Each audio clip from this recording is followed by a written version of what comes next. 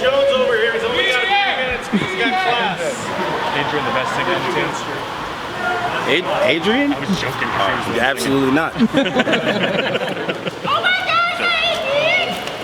Hi, Trav.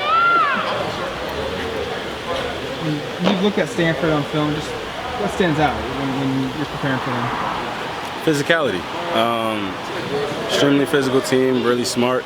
They know what they're doing and they execute it well. So just have to prepare to be. AB for president. Just have to prepare to execute and be physical in this game. We've seen from their corners in particular where it sounds like they're going to be down a couple of guys, but they still got a lot of size. A lot of size in their corners. Very fluid athletes. They use their hands well. They play the ball in the air really well. And we just got to be able to attack the ball and execute what we're doing. This team seems to be having a lot of fun right now, man. Has that kind of been the experience the last 4 weeks for you? I would say so. Yeah.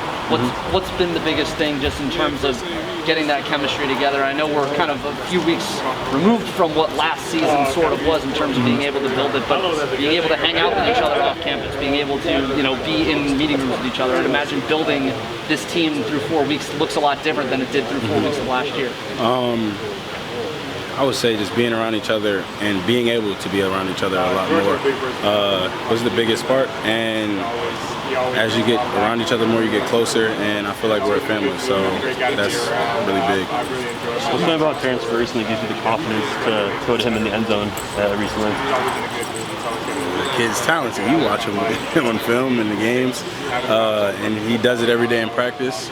So he really does it well in practice, which translates to the games. So that is where my confidence comes in with him. You've really been able to spread the ball around to a lot of different receivers this year. How nice is it for you to know that wherever you look on the field, you've got a really talented guy that's going to be catching the ball?